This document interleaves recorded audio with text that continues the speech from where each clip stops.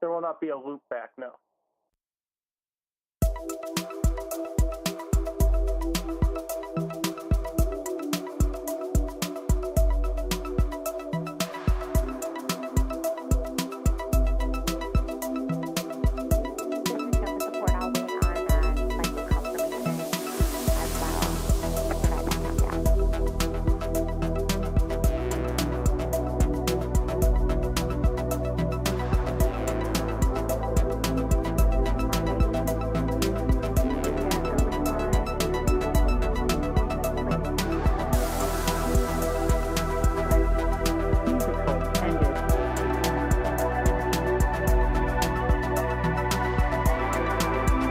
Vice President Bill Walsh, and I want to welcome you to this important discussion about the coronavirus.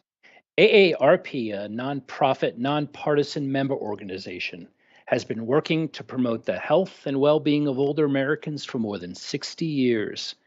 In the face of the global coronavirus pandemic, AARP is providing information and resources to help older adults and those caring for them. With the pandemic entering its 8th month, COVID-19 cases, hospitalizations, and deaths from the disease are once again on the upswing. And there seems to be no relief in sight as the holiday season approaches. As we look to the end of this extremely trying year, Americans around the country are considering how or if they will celebrate with family and friends when the most prudent course continues to be keeping a safe distance. Today, we'll talk with experts who will answer some of your questions about staying safe and how to care for yourself and loved ones. If you've participated in one of our teletown halls before, you know this is similar to a radio talk show, and you have the opportunity to ask questions live. For those of you joining on the phone, if you'd like to ask a question about the coronavirus pandemic, press *3 on your telephone keypad to be connected with an AARP staff member who will note your name and question and place you in the queue to ask that question live. If you're joining on Facebook or YouTube, you can post your question in the comments section. Hello, if you're just joining, I am Bill Walsh with AARP, and I want to welcome you to this important discussion on the global coronavirus pandemic. We're talking with leading experts and taking your questions live. To ask your question, please press *3. And if you're joining on Facebook or YouTube, you can post your question in the comments. Joining us today are Gopi Patel Md, Associate Professor of Infectious Diseases in the Department of Medicine at Mount Sinai Hospital in New York, and Warren Hébert, Doctor of Nursing Practice and Nursing Professor at Loyola University of New Orleans and the CEO of the HomeCare Association of Louisiana. We'll also be joined by my AARP colleague, Jean Setzvin, who will help facilitate your calls today. This event is being recorded, and you can access the recording at aarp.org/coronavirus 24 hours after we wrap up. Again, to ask your question, go ahead and press *3 at any time on your telephone keypad to be connected with an AARP staff member. Or if you're joining on Facebook or YouTube, place your comment in the question in the comments section. Now I'd like to welcome our first guests. Gopi Patel, MD, is an Associate Professor of Infectious Diseases in the Department of Medicine at Mount Sinai Hospital.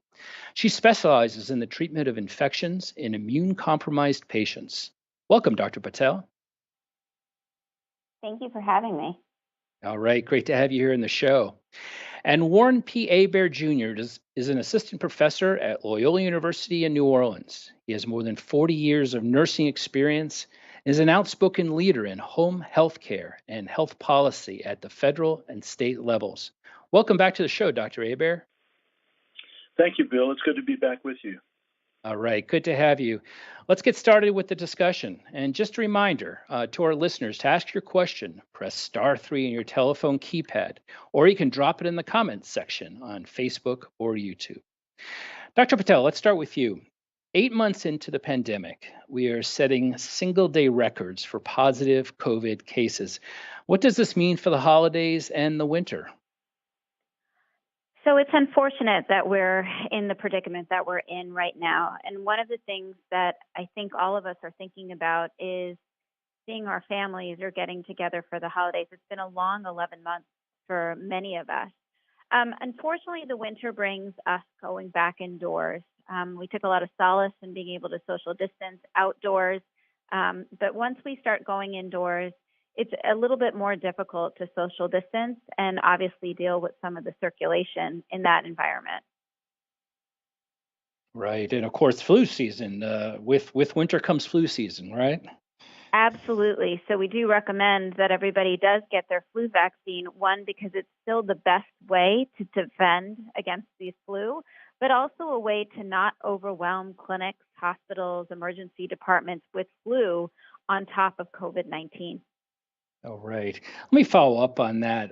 Despite the discouraging news about the pace of the pandemic, it appears there are substantial advances in treatment. What are the most noteworthy advances to help people survive COVID 19? Oh, that we know so much more than we did at the beginning of this pandemic. Also, I think early on we couldn't test. The tests were slow to roll out, and now testing is a key factor. Testing and tracing, making sure people know that they've been exposed, and to not minimize symptoms and get tested early, especially if you've had a known exposure or potential exposure. We do ask patients to come in sooner rather than later. I think a lot of individuals were concerned about coming to emergency rooms or to medical care, and we do encourage that individuals come in when they're becoming short of breath, when they have that cough and can't catch their breath. Steroids Okay. have been pivotal. We've learned so much from trials coming out of Europe and throughout the United States about the importance of steroids if someone does require oxygen. We're learning more about antivirals, so remdesivir, about when it works, and experts in the field meet frequently to talk about updating guidance and offering that guidance to healthcare workers across the country to be able to treat patients in the various stages of COVID-19.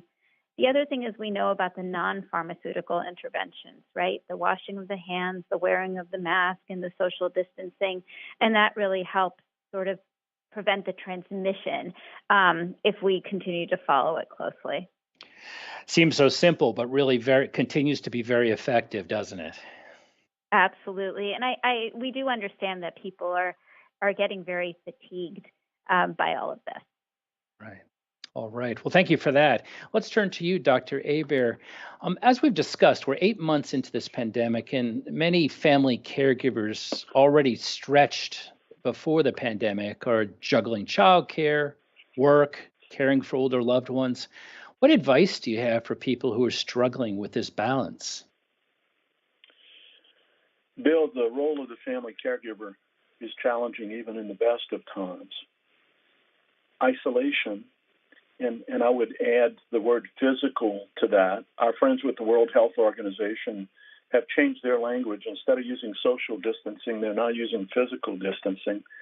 So the challenge that we have as caregivers in the midst of this to try to get some balance is to find other ways to connect socially, ways that are not in one another's physical presence. Some things that we've done with our grandkids and with friends, and I would add friends from around the world, and that is to use the virtual connections if those are available to you and if the place that you live has broadband. That can certainly make a difference. One of my favorite acronyms when it comes to care at home is POTS, and that stands for the plain old telephone system. So making phone calls more frequently can really help with a person's resilience and their balancing. There are people who are in my life that I am able to connect with on a daily basis that really help me to recalibrate. There are people who are genuine and authentic, and I don't have to worry about them bringing extra drama to me. So when it comes to our better balancing, I think that making choices as to who you're going to be connecting with, because we know that certain people that we connect with are going to have more stress, more turmoil in the connection. So the opportunity to connect with people who are going to help you to be more whole is a conscious choice that you can make. And the other thing is to ask for help.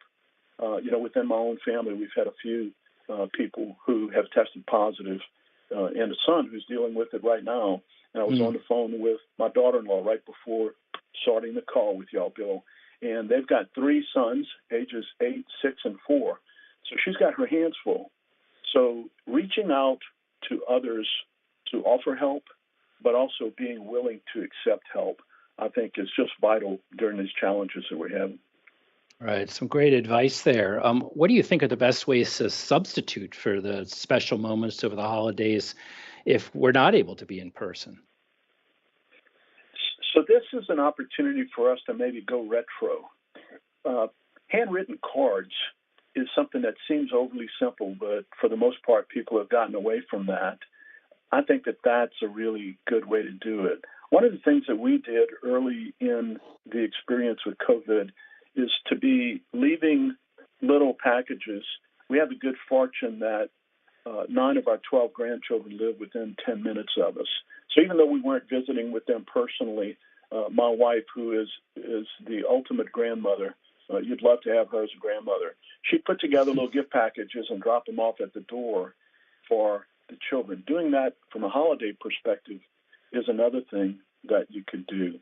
The other thing, Bill, that I'd suggest for everybody is to be focused on aspects of gratitude.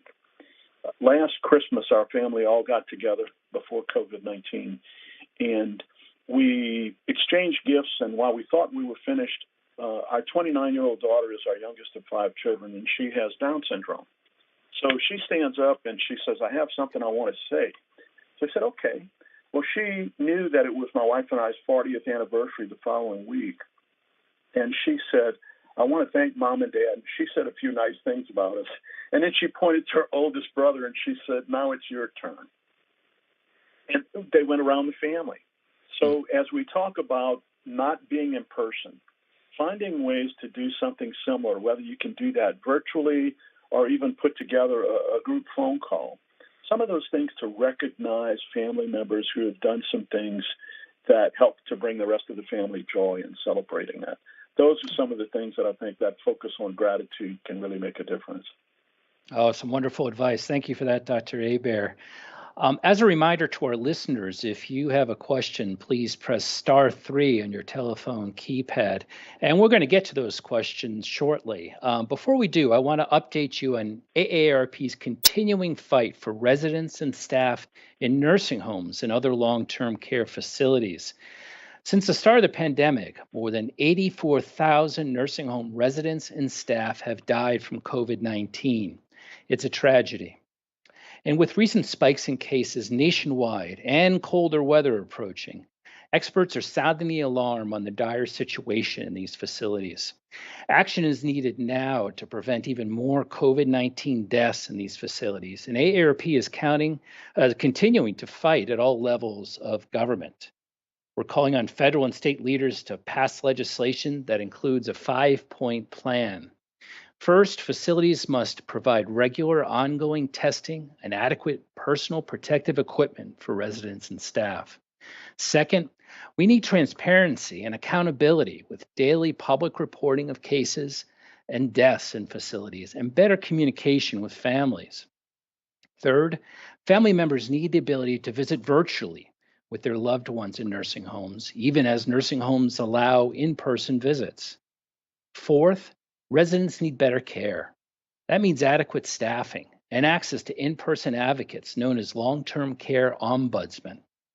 And finally, nursing homes and long-term care facilities that harm residents should be held accountable. They should not be given blanket immunity. Thousands of AARP members, volunteers, and activists have made their voices heard on this issue. To learn more and make your voice heard, please visit aarp.org/nursing-homes. That's aarp.org/nursing-homes. We hope that you can act now to help save lives and help stop this national tragedy. As a reminder, to ask your question, please press *3. Now it's time to get to some of those questions about the coronavirus with Dr. Patel and Dr. Hébert. Press *3 at any time on your telephone keypad to be connected with an AARP staff member to share your question to get into the queue. Now I'd like to welcome my AARP colleague, Jean Setzfan, who will help facilitate your calls today. Welcome, Jean. Thanks, Bill. Delighted to be here. Okay, who is our first caller? Our first caller is David from Michigan. Hey, David, welcome to the show. Go ahead with your question. My question is, I was tested back in May, which is 6 months ago, and luckily it was a negative. And it's been 6 months, so I was just wondering how often. I have no symptoms that I know of. Should I get tested again, or what, or not? Or just wait and see? All right. Thank you, David. Dr. Patel, do you want to talk about kind of what are the signs people should be looking for that might trigger the need for a test? Sure. If you know or have been told that you were in contact with someone who had COVID-19 or has been diagnosed with COVID-19, that obviously should prompt you to go get tested. In terms of symptoms, we've learned a lot about the symptoms of COVID-19, everything from a sore throat, muscle aches, the unique loss of taste and smell. So if there are symptoms that you normally would say, oh, this is just a cold or this is kind of like the flu, we don't want you to minimize those symptoms. That should also prompt testing. In certain healthcare settings or certain work settings, especially if the rates in where you live are going up, there may be some guidance from your public health authorities for more frequent testing because of the risks of exposure. So you sort of hinted about nursing homes and skilled nursing facilities. Those healthcare workers and those residents are likely at higher risk and are tested more frequently based on recommendations from public health authorities. It's obviously regional. If you work or provide care to someone, there may be a reason to go get tested more frequently if you don't have symptoms. But I would offer you to look at what your public health authorities in Michigan are stating in terms of their testing algorithms. We do want to make sure testing is still limited. It's widespread, but limited in many areas, especially if they're seeing an increase in the number of cases, are trying to direct the testing toward curbing transmission. Okay, thank you for that, Dr. Patel. Jean, who is our next caller? Our next caller is Juanita from Maryland. Hey, Juanita, welcome to the show. Go ahead with your question. Okay, my question is, my granddaughter is in Winston-Salem in college, and her mom wants me to ride down with her to pick her up, and I want to know, is that okay to do? Because I'm going to another state. Okay, Dr. Patel, do you want to weigh in on that? What should Juanita go pick her granddaughter up at college, and if so, what precautions should she take? So I think this is an interesting question. A lot of what we recommend in terms of public health or from infectious diseases physicians is making sure everything is done in a safe manner. Being in a car with someone that you already spend time with is very safe. Sometimes if you're in a car and you don't spend a lot of time with that individual, that's not someone that you live with, not a household member, we ask that you mask and roll down the windows. If the travel is not absolutely necessary, and this is really important as we come upon the holidays, you really need to know what other people are doing. What are those individuals that you're going to be spending time with together in close contact within a confined space? What have they been doing? Have they been monitoring themselves? Have they been tested? Do they have symptoms? Have they been following those 3 W's that people talk about: wearing a mask, watching their distance, and washing their hands? And I think this is something that we will be speaking a lot more about as the holidays approach. I think that's a family conversation that you need to have, Juanita. And if it's absolutely not necessary, traveling in a confined space wouldn't be recommended. But also knowing what your granddaughter has been doing. Many colleges, and I don't know the details of that specific college, many colleges are testing and testing frequently because, again, in an effort to curb transmission amongst young college students. So that would be a family conversation. But if you don't feel safe, my recommendation would be you pass on this trip. Okay. All right, Jean, who is our next caller?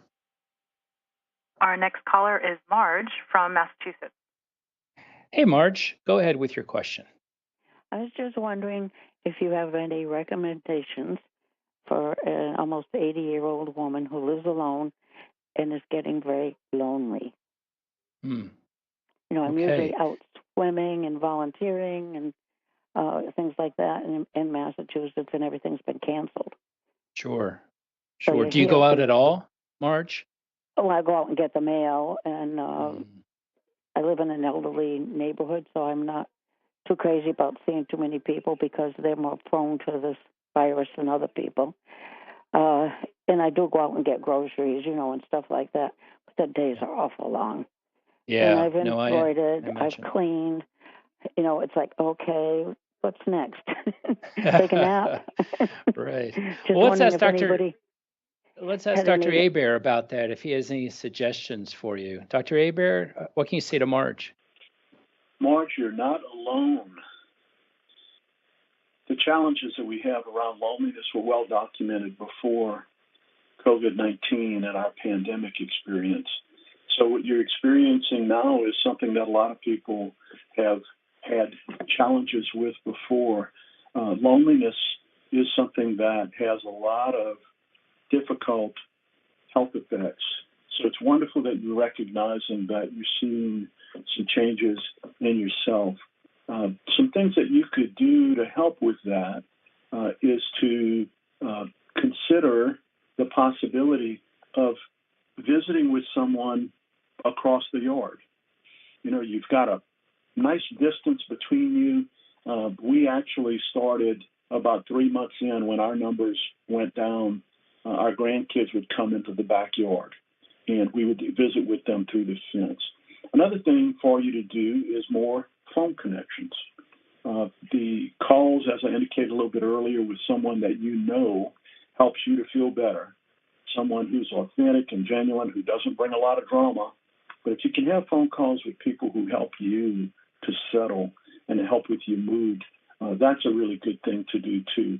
And some other things that you would do to help with your mood is seeing what exercises you might be able to do in the house. My daughter, who I mentioned earlier, who has Down syndrome, was part of a fitness group. And within a matter of a few weeks, they changed their in-person exercise gathering to something that they're doing virtually. So if you have access to the internet and you have a device that allows you to do that, Marge, that's another good thing to do, is to see other people's faces. And then some good things to do in general are, occasionally reading a good book, perhaps watching a comedy. The science makes it very clear that the more we laugh, there are a lot of good, positive physiologic effects to that. Thanks for asking, Marge. A lot of people are having that challenge right now. They sure are. Thanks for those words of advice, Dr. Hébert. One other thing that AARP offers, Marge or others who are on the line who might be feeling isolated or know somebody who is that last year we created something called the AARP Friendly Voices program. Basically train hundreds of our staffers simply to reach out to people and chat with them. It's free, and you can access it on a toll-free line. Let me give you that number. It's 888-281-0145. That's the AARP Friendly Voices program at 888-281-0145. And again, that's a free service. If you want to have one of our volunteers reach out to a loved one or neighbor, someone you know is struggling during this time and just wants to hear a friendly voice. Okay, Jean, who is next up in the queue? We have several questions coming in from YouTube, and this one's coming from Jean on YouTube, and she's asking, how is the U.S. planning on dispensing the vaccine?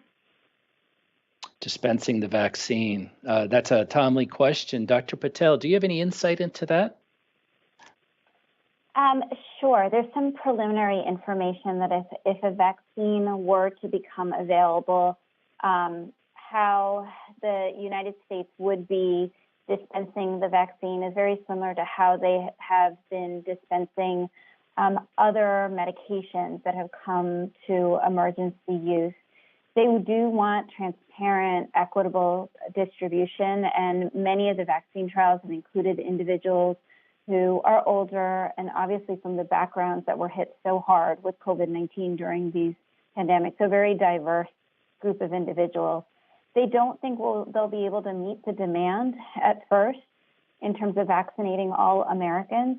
So it will be a tiered vaccine distribution, starting with, as you mentioned before, long-term care facilities and skilled nursing facilities, as well as frontline healthcare workers, with the next tier being other essential workers and those with medical conditions that put them very high risk for COVID-19. So there is a plan that's coming together across the country, as well as state and local public health authorities, that if vaccine were to get allocated under an emergency use authorization and then subsequently licensed vaccine through the FDA, that they would be able to distribute it across the country to meet the need to help be one of the things that prevents transmission and end the pandemic. Yeah, and I think, Dr. Patel, the operative words there were the plan is coming together. A lot of this stuff really needs to be figured out, I think. Do you know a timetable for when some of those decisions might be made? I think there's a lot of individuals, and you can actually, if you do have access to the internet, you can actually watch the ACIP sort of discuss vaccines and vaccine safety.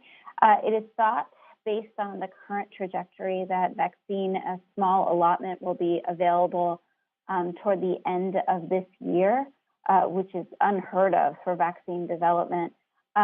Toward the end of this year, for that first tier, which will be offered, so those long-term care facilities and the healthcare workers, but a larger distribution will be available in 2021, probably toward the spring. So I think some of it has to do with evaluation of the safety and efficacy of these vaccines. So independent data safety monitoring boards evaluate this.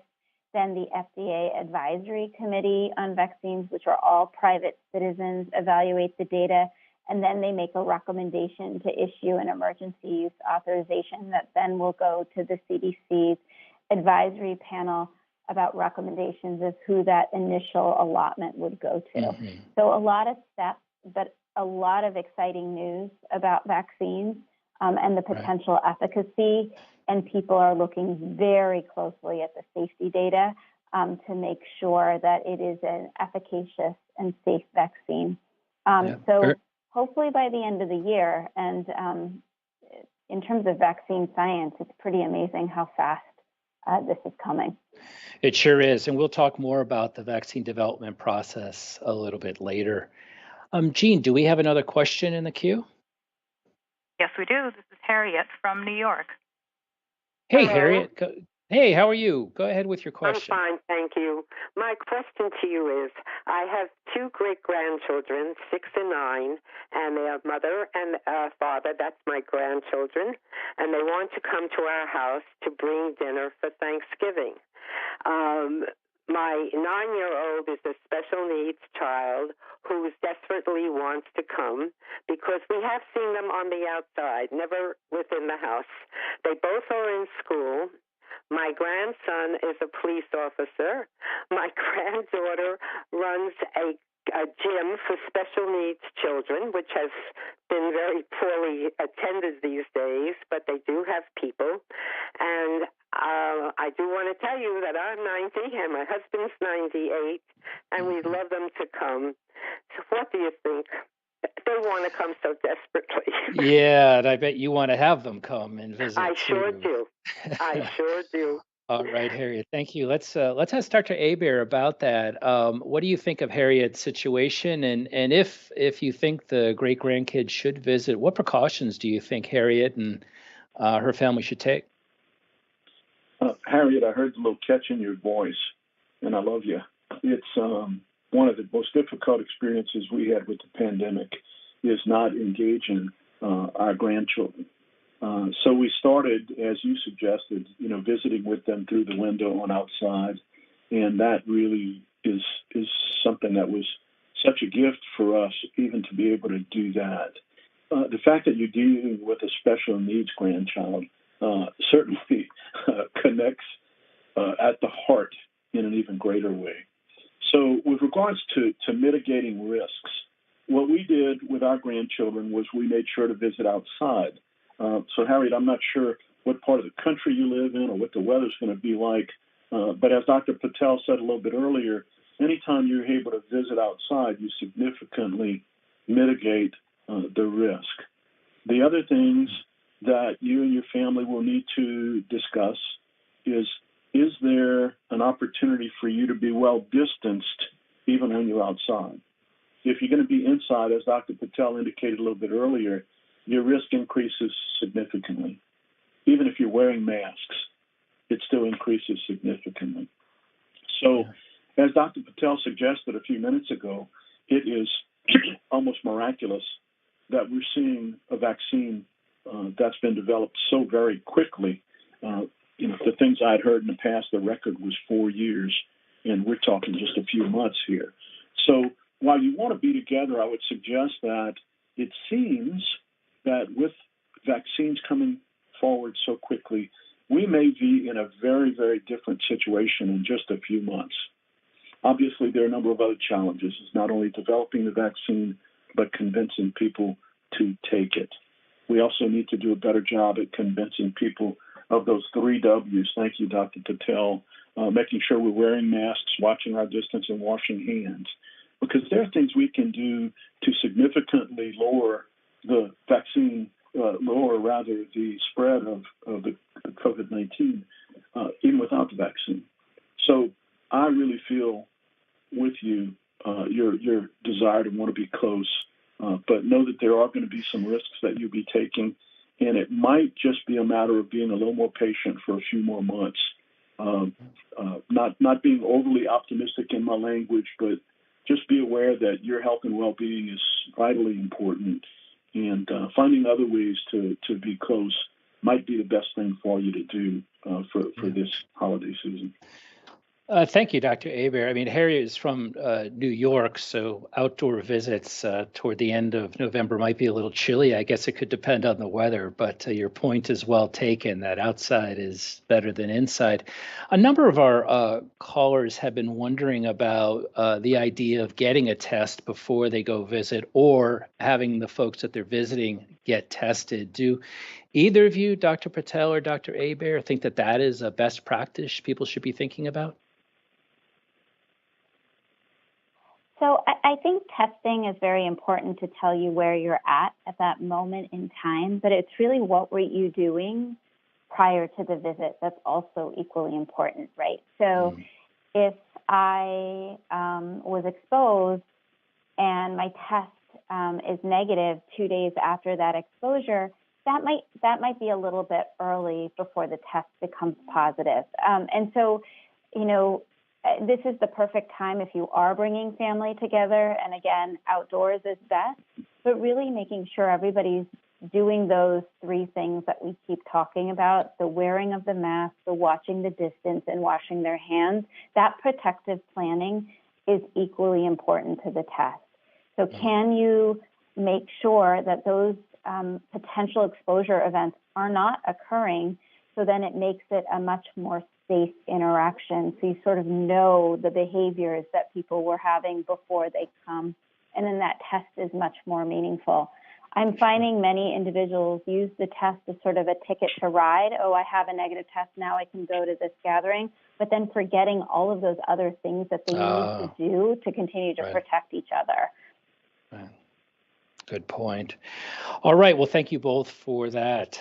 Jean, who is our next caller? Dr. Patel just addressed this question, but there are a couple of questions on YouTube basically asking somewhat of the same theme. Ernie, for example, is asking, after being exposed, how long does it take to start experiencing symptoms? And then similarly, Michelle is asking, how soon after being exposed to COVID should you wait to get tested to avoid false negative test results? Dr. Patel, can you address those questions? Sure. It's really unknown.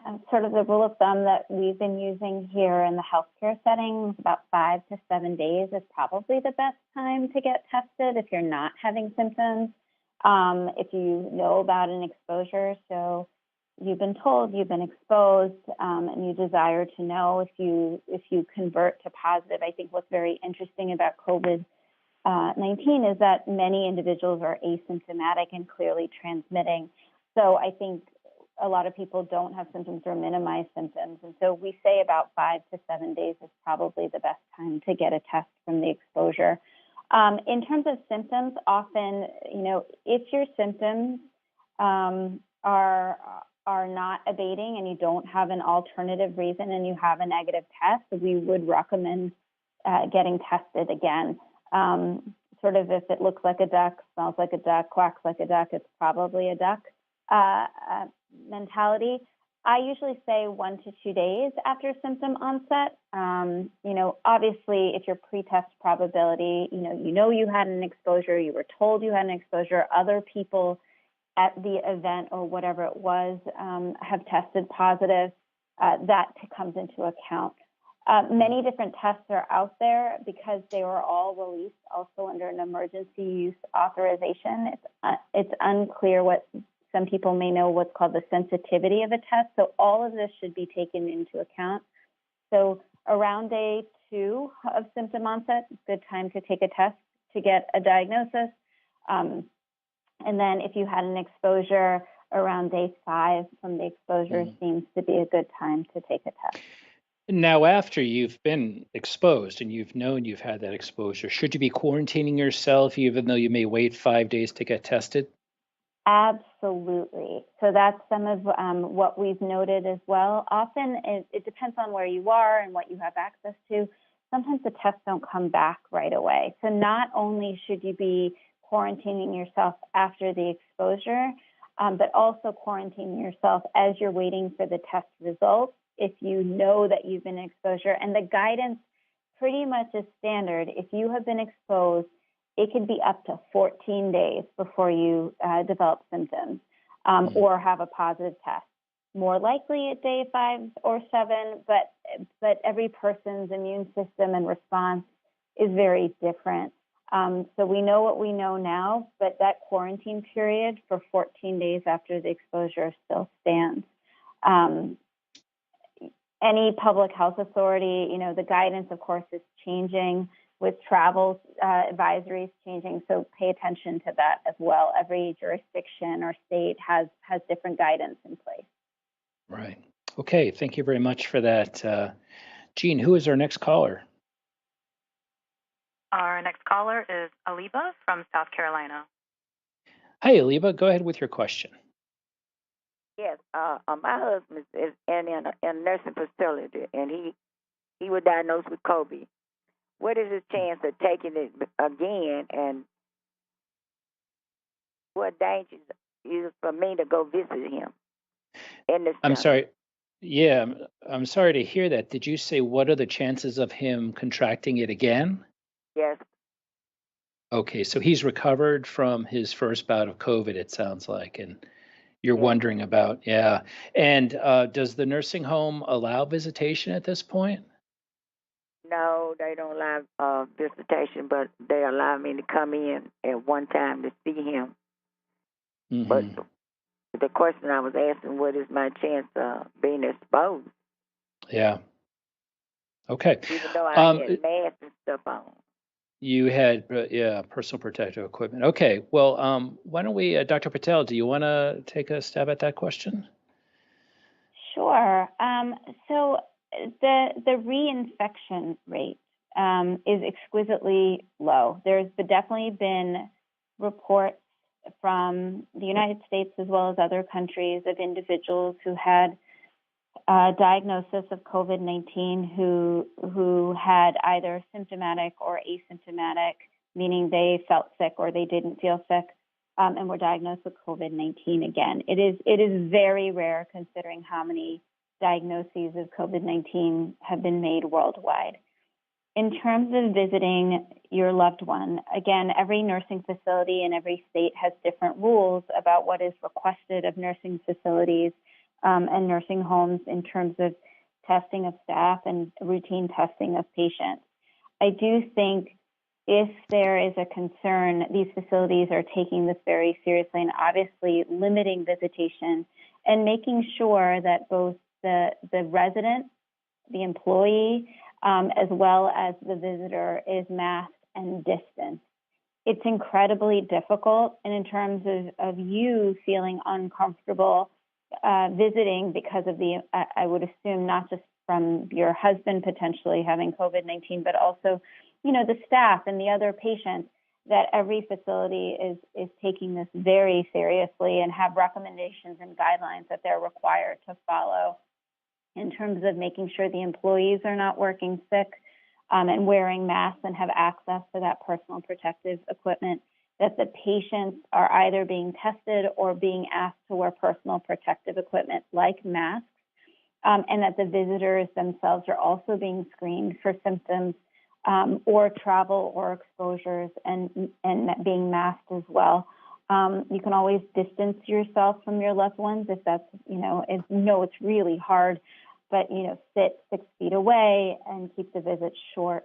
A lot of places have video visits available. I know technology can be difficult at times, but sometimes they can set up an iPad or some sort of video visit so you're able to have that quality time and converse with your loved one in that setting. And of course, that minimizes your risk and their risk as well.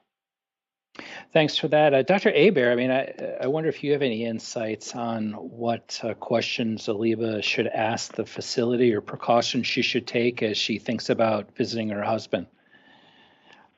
So, Aliba, thank you. Being separated from the people that we love has been one of the most difficult experiences throughout this. And Aliba, one of the things that you want to be aware of is how you're doing too, not just from a standpoint of your physical well-being, but how you're doing emotionally, because it really takes its toll being separated. Even though he was in a nursing home already, your inability to visit. The things that I think would be prudent to do is to your best, find out what precautions are being taken in the nursing home. While nursing homes across the United States are supposed to follow similar protocols and have similar regulations and guidelines, the truth of the matter is there's a very broad variation. Some states have much better performance with regards to this, others not so good. So learn a little bit about your state, but also go to the web, and if you can access the internet, that's great. If not, someone else in your family can help you to see what the rates have been in that nursing home. And it will give you a clearer picture of what sort of protocols they're following and the success that they're having. Congregate living settings are not safe places for people to be today, and they're also not safe for the people that are in those settings. However, there are exceptions. We talked about these virtual gatherings. There was a virtual gathering of a dear friend of a lot of us who's 90 years old, and she happens to be in a nursing home, and we all gathered with her virtually.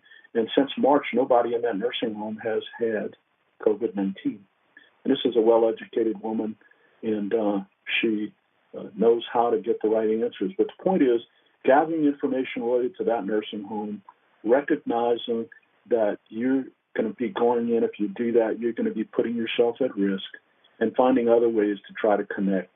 Those are the suggestions I would make. Thank you, Aliba. That's an important question. Okay. And thank you for all the questions. We're going to get to more of them in a moment. And remember, if you'd like to ask a question, press *3 on your telephone keypad. Let me turn back to our experts for a moment here. Dr. Patel, we were just talking a little bit about vaccines, and there's been news recently, some promising news about vaccine development. But on the whole, can you talk a little bit about where we are in terms of the clinical trials and the whole development process? In particular, what consumers can expect in terms of safety and efficacy of anything that emerges onto the market? Sure. So there are 4 vaccine candidates in advanced clinical trials here in the United States. 2 of them are fairly advanced, and one of them is the Pfizer vaccine, which made a lot of waves this week. in terms of some early promising data that has come out from their clinical trials. These are large clinical trials that started in terms of the phase 3 or the trials where they actually give some individuals vaccine and some individuals salt water, or what we call placebo. Those started in July. And to date, many of these trials have enrolled 30 to 43, I think is the number for Pfizer, 1,000 individuals, and over 50% of the individuals that have been enrolled in the Pfizer trial have completed both vaccine doses. So these are 2-dose vaccine series. And what they're looking at in terms of efficacy is how many individuals in each group, the group that got the vaccine and the group that didn't get the vaccine but got the placebo or the salt water, actually developed COVID-19. And this early data is very, very promising. It is early data. The other thing that they're looking at is the safety profile. Did anybody have any side effects that would be considered unusual? Side effects like soreness of the arm and pain in the area of the injection, that's not considered unusual with any type of vaccine, but is there something else that's unusual? So that's what we're waiting for in terms of Pfizer going and asking the FDA for an emergency use authorization. This is very different than having the FDA approve a vaccine. That will take much more time. But as I said earlier, the people who are looking at vaccines and they're being very transparent about what they're looking at are really private citizens looking at all of those data. That does include scientists, infectious diseases experts, other individuals that are not those companies, looking at the data, making sure that they have met these metrics of safety and efficacy, and then forwarding that on to an immunization advisory committee to take a look. That ACIP or immunization advisory committee is also private citizens. So this should not be considered anything that's being politicized. It really is something that the process that's being put in place is really to make sure that there's a safe and efficacious vaccine that is offered to the public. Dr. Patel, following up on that point, and you've referenced it a couple of times here today, this is an expedited development and review process. Reviews by the FDA of drugs often take years to carry out, and this one is being done much quicker through this emergency use authorization. How much confidence should consumers have in the safety of that expedited emergency use process? I think it should be reassuring that no one is taking vaccine safety and efficacy lightly. This is to get something out to the public sooner than normal, but also part of doing it this way was to remove some of the risks that pharmaceutical companies take in vaccine development. So usually vaccine development, as I think I can't remember if it was you or Dr. Hébert spoke about, all of this happening very rapidly, but some of it is taking out some of the risks that pharmaceutical companies put in place. It could take years to make vaccines.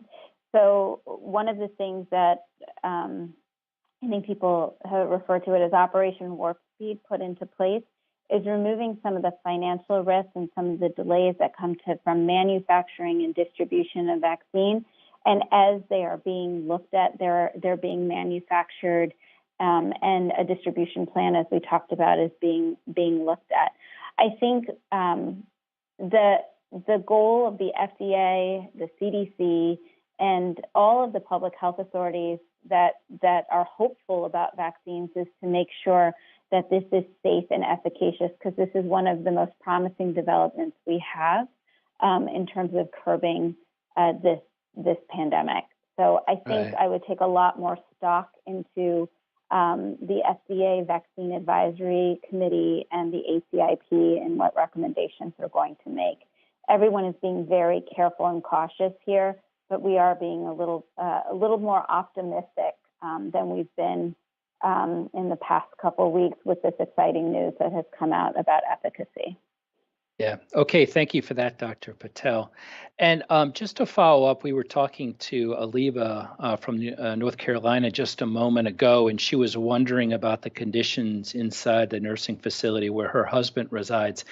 I just want to give you a resource to check out. On AARP's website, we've created a tool that is tracking, coronavirus cases, the numbers and rates in nursing facilities around the country. You could check that out if you have access to the internet at aarp.org/nursing homes, aarp.org/nursing homes.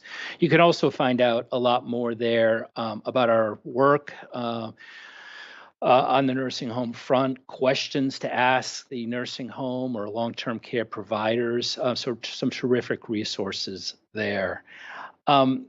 Dr. Hébert, I want to swing back to you.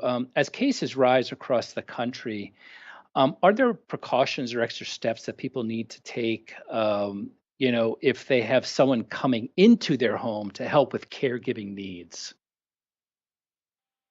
Yes, and this is an important question, and I'm going to divide that into two, if I may, Bill. The first is formal caregivers. The formal caregiver is someone who might be with hospice, a home health organization, or in the case of my daughter, she receives non-medical care through direct support professionals. Those organizations all have protocols that they're obligated to follow. And those protocols for the formal organizations include regular testing. It includes regular survey related to whether those staff members have been exposed or not. And it includes temperature checks and that sort of thing. So essentially those folks who are from the formal caregiver setting are doing these things. They're part of the protocol and the things that they have to be doing. It is vital that the family caregivers, perhaps someone is offering you respite. You as a family caregiver have been providing someone's needs, and somebody who regularly comes in to give you a break is doing that. I've got a friend that traveled from Massachusetts to Indiana just a couple of days ago, and we talked about the fact that she needs to be quarantined before she goes to provide care. She needs to be certain that no one in her family unit that she's living with, as Dr. Patel indicated a little bit earlier, someone that you're living with and you're both taking those very seriously, the need to avoid crowds, then that person that you're living with is a good risk for you. But when you're going out to care for someone else, that period of quarantine is very important for you as a family caregiver before you go out to provide assistance to someone else. And I really think that it deserves repeating because it's so easy to remember and so important, and that's the 3 W's that Dr. Patel said a little bit earlier. Wearing a mask, watching your distance, and washing your hands. These are things that are really important. And my sense as I watch people in circles that I move in here in South Louisiana and watching television, I think that there is in my mind, we can be much more serious about mitigating the risks with these 3 simple steps. Yeah. And Dr. Hébert, I've heard you talk about the importance of being an advocate for your loved ones at this time. So whether it's going into a nursing home, whether it's having care professionals come to your home, this is a time for you to step up and press those companies and ask them the questions. This is a time when you need to be that advocate and get the answers for the safety of your loved ones. Is that right? Absolutely. And the care providers generally are going to be understanding, and they're going to appreciate that you're playing that role of advocate. For example, one of my daughter's caregivers, there's a tragedy in her very young friends. They all graduated from high school last year, and one of them, the young friends, died. She wanted to go to the funeral, and she made the decision to do that.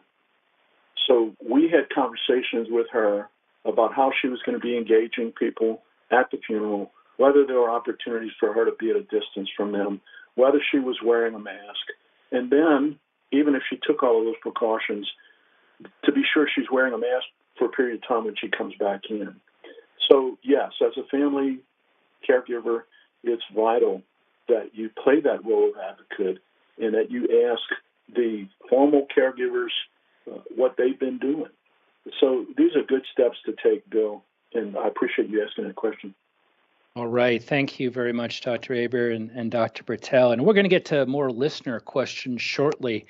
But before we do that, I want to give a quick AARP Fraud Watch alert. Scammers continue to use the headlines as opportunities to steal money or sensitive personal information. The Federal Trade Commission has logged nearly 243,000 consumer complaints as of November 4th related to COVID-19. Scammers are using the full suite of scam tools, phishing emails and texts, bogus social media posts, robocalls, imposter schemes, and more, and closely following the headlines and adapting their messages and tactics as new medical and economic issues arise. Here are some tips to help you avoid coronavirus scams. Avoid online offers for coronavirus-related vaccines and cures. Be wary of emails, calls, and social media posts advertising free or government-ordered COVID-19 tests. Don't click on links or download files from unexpected emails, even if the address looks like a company or person you recognize. Don't share personal information such as Social Security, Medicare, and credit card numbers in response to an unsolicited call, text, or email. And finally, be skeptical of fundraising calls or emails from COVID-19 victims or virus research, especially if they pressure you to act fast and request payment by prepaid debit cards or gift cards.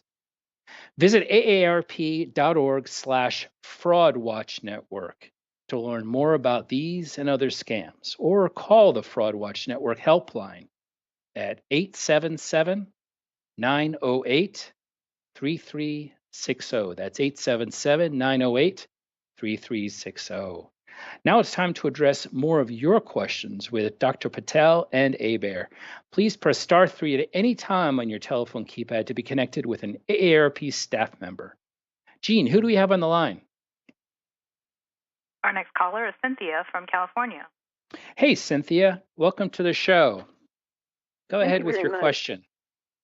Yes, my question is for Dr. Patel. Yesterday, as often happens, I encountered a man in the grocery store who was not wearing a mask. He was standing behind me in the line for the cashier, and I engaged him in a discussion about why he wasn't wearing a mask. And his response was the same response I've gotten from a number of people, and that is, it doesn't do that much in the way of protecting me anyway. And I'd like to know what your response to that specific point would be. Okay. Dr. Patel, can you provide us some information on that? Number one, thank you for being a safety advocate. I know it's not easy, and educating individuals who are very staunch about their beliefs about masks is not easy. Two things. Number one, sometimes it's best just to walk away. That's also for your safety. I think about sort of not having that mask-to-mask interaction, and there are risks in that.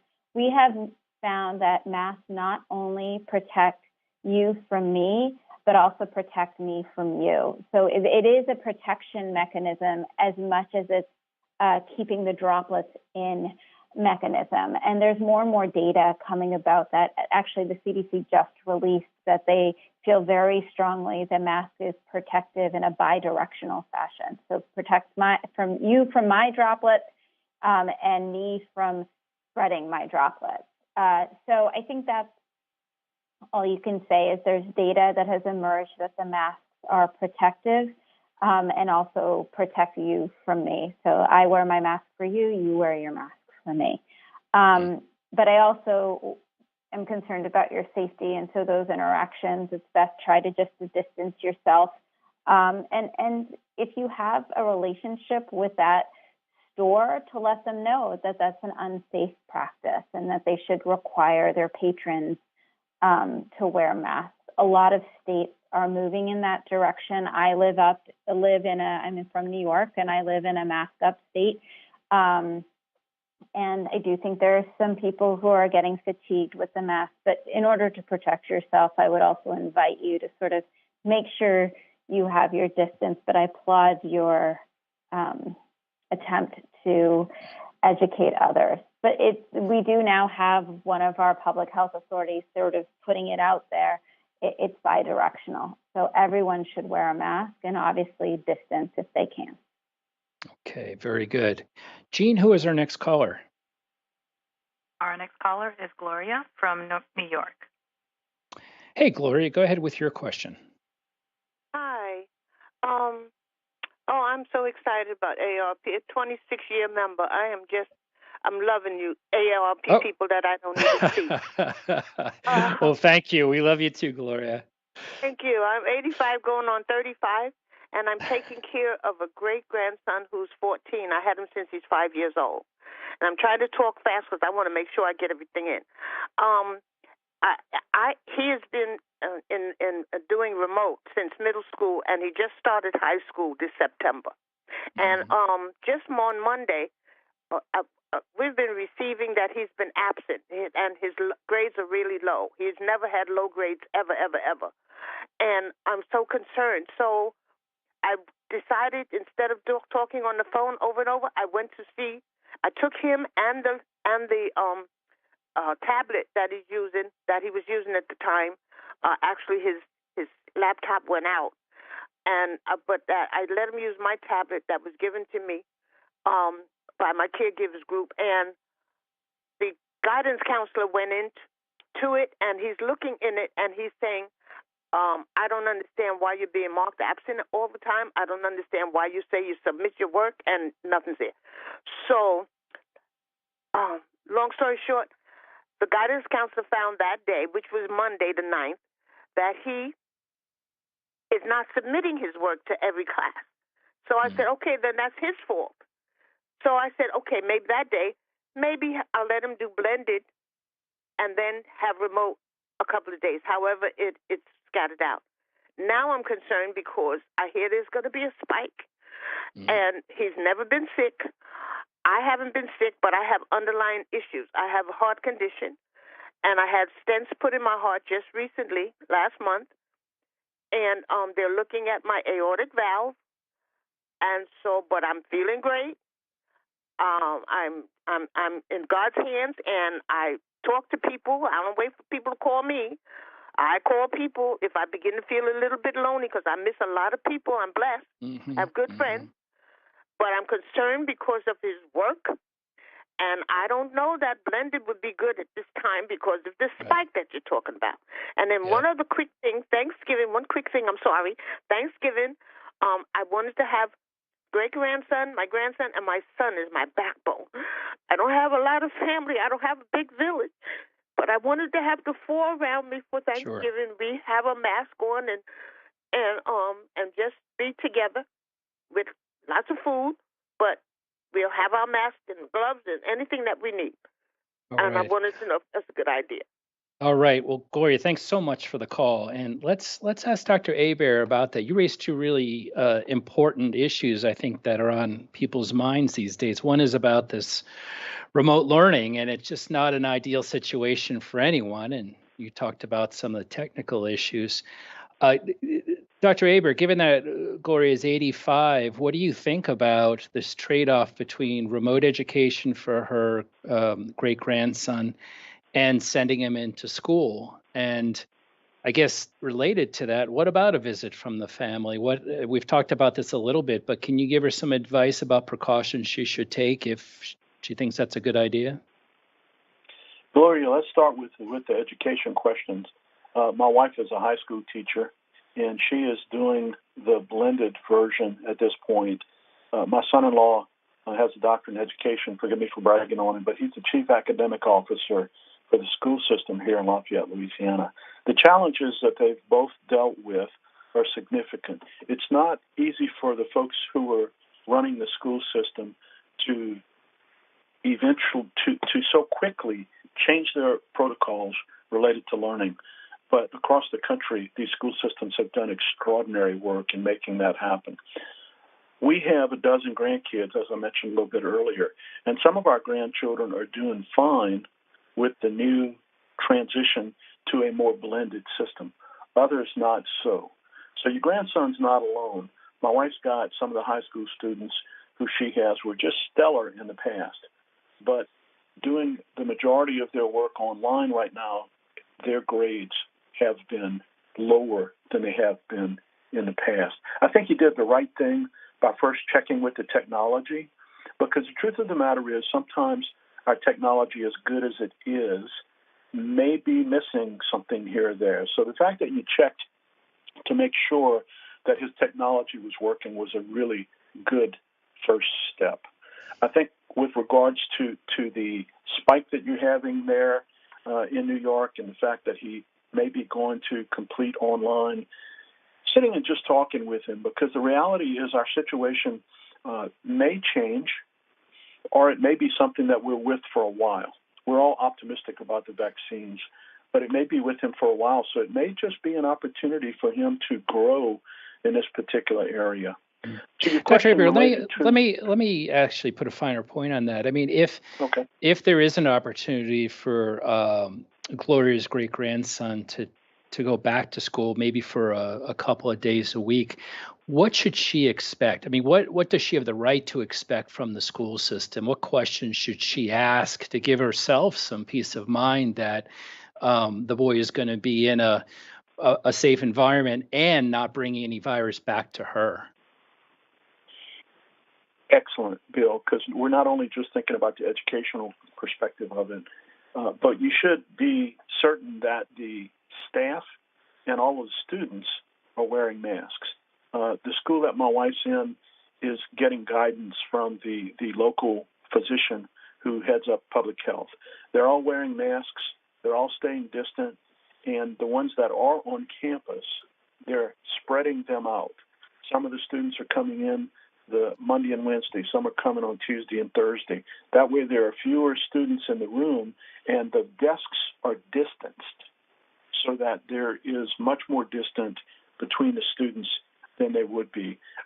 And as Dr. Patel said a little bit earlier, hand washing stations are present throughout the school. Wearing masks is not an option. And being sure that they're finding ways to keep distance between the students. Those are some of the things. In my wife's school, it's a private school. They actually spent like $100,000 on a special unit for air conditioning that was cleaning the air more frequently than it had been before. So those are some of the facts, some of the mitigation approaches that can be taken. Mm-hmm. We heard in our own school district that they're going to be, washing down classrooms twice a day, after class, and then when the kids have their lunch, they'll wash them down again. So there's that constant disinfecting. I guess every school system's a little different, but I think those are, Gloria, some of the things you can ask about. And Dr. Hébert, about obviously she's looking forward to Thanksgiving with her family.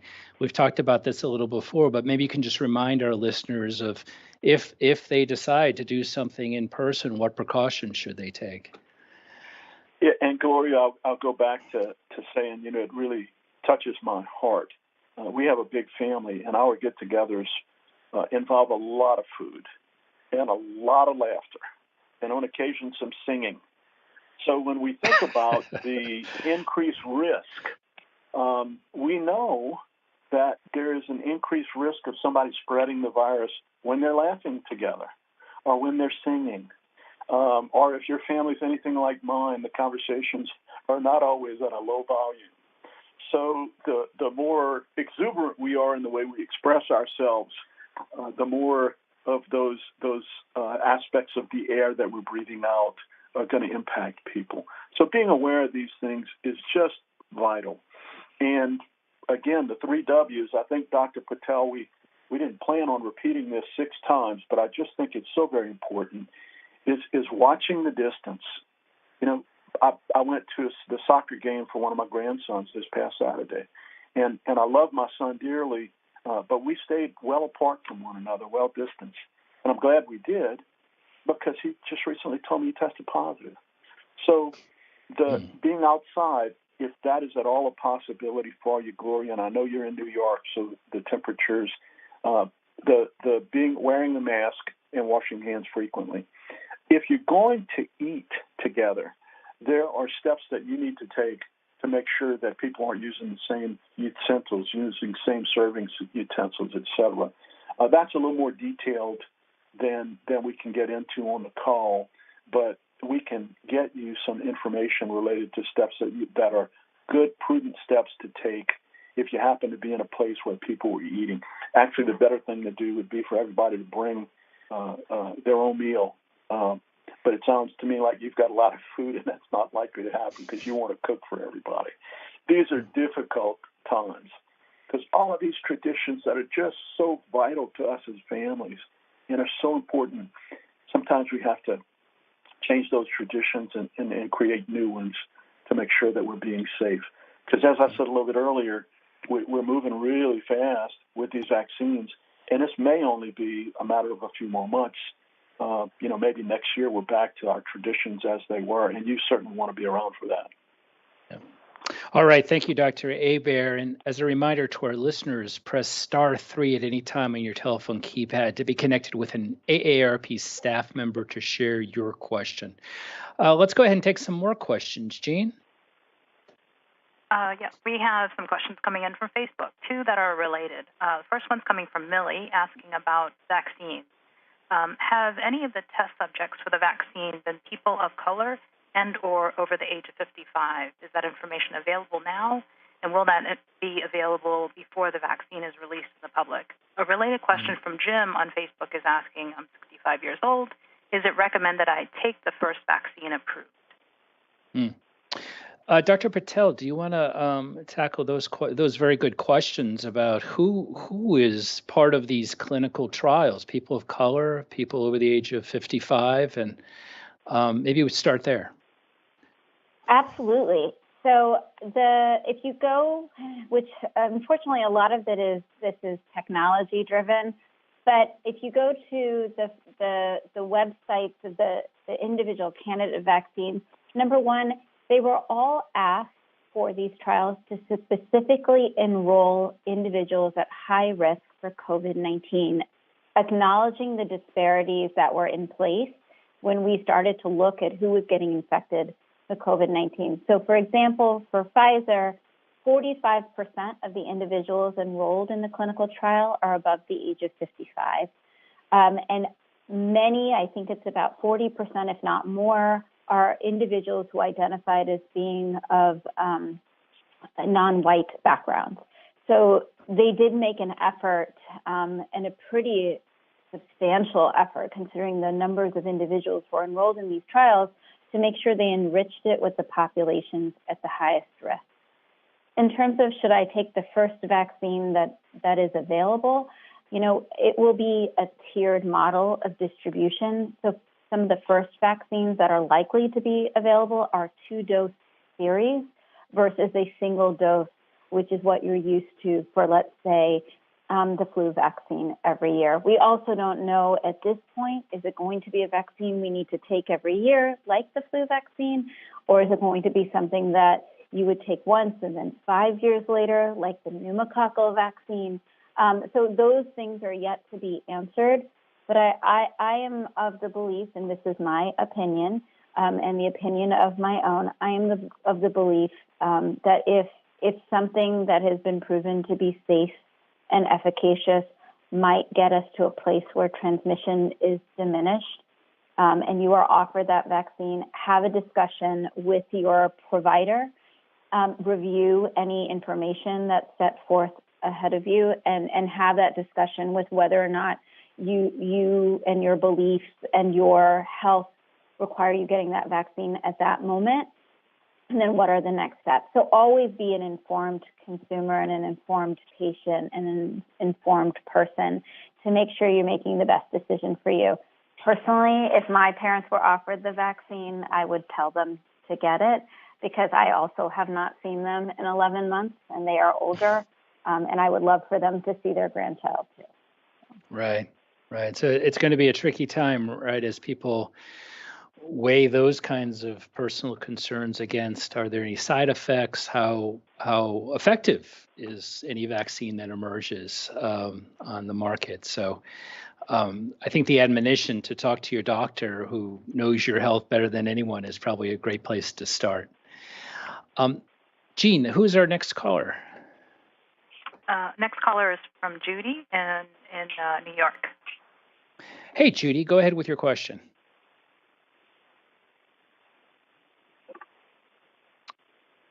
Hi, Judy. Welcome to the show. Go ahead with your question.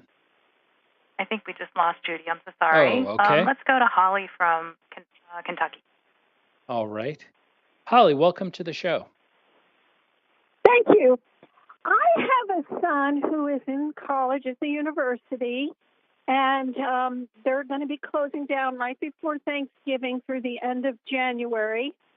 And so I'm wondering if you have any suggestions on how to help him transition to coming back home and living with us for a couple of months. Good question. I think a lot of people are facing that challenge. Dr. Hébert, do you have it? Oh, go ahead, Holly. I'm sorry. Okay, Dr. Hébert, do you have any words of advice for Holly with a son coming home from college? Yeah, our family ties are so very important, and AARP is doing extraordinary work recognizing that needs to be part of our decision-making process. You know, Holly, having a family member back to live with you, taking certain steps, again, to mitigate your risk would be very important. A quarantine period is something that we hear often. So having him, as he's coming back from the university, knowing that he's been in a different setting, probably exposed to a lot more people, a quarantine period would be a good step to take. Obviously, that means that you've got to be quarantining him during perhaps Thanksgiving. I know a lot of the universities are deciding to end their year at Thanksgiving break now and not come back in December. So if he's coming back at a time when you're getting ready to have a family gathering, that makes it a little more difficult. Again, you know, I know you're in Kentucky, and you guys still, everybody on the phone today, Bill, is having temperatures that are going to be far lower than mine. But again, if you have the option of visiting outside, for example, we just had a family gathering at a state park, and we spent much of our time outside, distanced, around the fireplace. Around the fire. And that, you know, was something that family members who are all medical said, you know, that distance is important. Being outside is also very important as well. So those are steps that I would take, Holly, is to make sure you find a way to try to work in a quarantine period for him before he comes back. And when he does come back, following those 3 W's again, you know, watching the distance, you know, washing hands frequently and wearing a mask. Okay. All right, Jean, who is next on the line? We have another question coming from YouTube, and this one's coming from Evelyn, and she's asking, how are therapeutics helping? Do they lower the mortality rate? How available are they? Dr. Patel, can you talk to us a little bit about therapeutics? Sure. I think one of the issues, and we talked about this earlier, is individuals are coming in earlier. So supportive care that can be provided in the hospitalized setting, oxygen, steroids, etc., those seem to be decreasing in this sort of juncture, the mortality rates. Once someone is on a ventilator, it's a little bit more difficult, and then you add sort of the things that come with an individual being in an ICU on a ventilator and some of we call it morbidity, but the effects and the side effects of being on a ventilator, et cetera, and being in the hospital for a long period of time. So, data is very early in terms of comparing. It's hard to say when the first part of the pandemic was, and are we in the second wave, or is it just sort of still the first wave and we haven't finished the first wave? But it does look like, and this is not just in New York where I am, but across the world, that individuals are faring better because of early oxygen delivery and not intubating patients or putting them on a ventilator right away, and the use of steroids. And we learned a lot more about the fact that there seems to be a lot of clotting with this particular virus, not like any other virus we've ever seen. So many of you may know someone or yourself be on blood thinners, things like Apixaban or Eliquis, and I'm not involved in any of these companies, or heparin or other types of blood thinners. That seems to help in the treatment of COVID-19, especially in the sick patient that requires a hospitalization. So people are faring better. We are still learning about the long-term side effects of severe COVID-19. And so I think we're going to learn more about that as we get more data and more studies are being published looking at how individuals, especially if they're older, of certain backgrounds or with other medical conditions, are faring. But people are seeming to do better, and I think a lot of it is because they're presenting a lot earlier in illness, and we're able to diagnose them and start those therapeutics. Okay, very good. Thank you, Dr. Patel. And Dr. Patel and Dr. Hébert, we're coming to the close of our time together here. I wonder if you have any closing thoughts or recommendations that AARP members should understand most from our conversation today. Dr. Patel, do you want to start?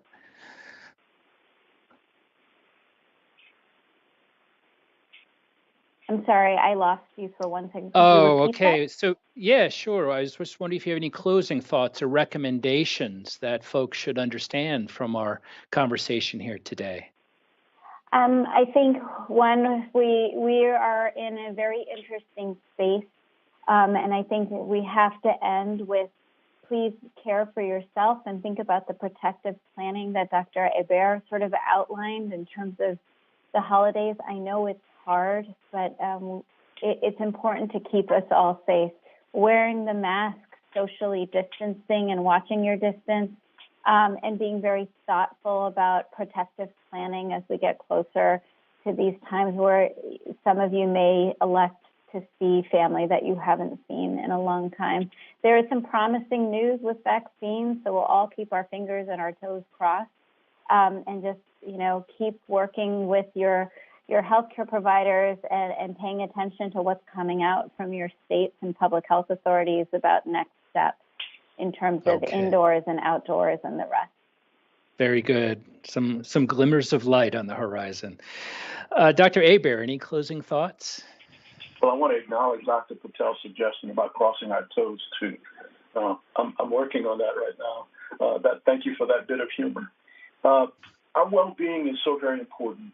And most of our conversation today has been about our physiologic well-being. But I would add that we talked a lot about our emotional well-being. And I think that that's a critical piece of this conversation, Bill, because if we are burnt out, if we're exhausted, if we're fearful, then our judgment is impaired. So our emotional well-being is vital. So a couple of steps that I think are important for everyone is the first, decrease the amount of time that you're spending with the television and with technology. Just like any other medications or things that we take, you can overdose. So even though keeping up with what's going on and the changes are very good, making sure you're limiting time in front of the television and with your technology. The second thing is to know that guidelines are changing. As Dr. Patel indicated earlier, we're learning so rapidly about this novel new virus. We're learning about how to better mitigate the likelihood of spread. We're also learning a lot about treatment. So be aware that the guidelines may change. If you accept that they're going to change because we're getting smarter about how to handle it, then there'll be less anxiety with that. Another thing that I mentioned a little bit earlier is be choosy about who you're going to connect with. Because we need to be connecting with family, we need to be connecting with friends, but we know that some people that we connect with are going to bring additional anxiety and drama. And you can actually choose not only who you're going to connect with, but how much you're going to connect with them. And I don't mean to sound mean in any way, but we're talking about your well-being. And the last thing is to acknowledge family caregivers. You know, we have 54 million family caregivers across the country. 1 in 5 people in the United States are family caregivers. So the likelihood is, if you're listening right now, you know someone who's a family caregiver. Take the time to thank them and acknowledge them as we get close to Thanksgiving. Thank you, Bill. Okay. Well, thank you. And thanks to both of you for answering our questions today. It's been a really informative discussion. And thank you, our AARP members, volunteers, and listeners for participating in the discussion. AARP, a nonprofit, nonpartisan member organization, has been working to promote the health and well-being of older Americans for more than 60 years. In the face of this crisis, we're providing information and resources to help older adults and those caring for them protect themselves from the virus, prevent its spread to others while taking care of themselves.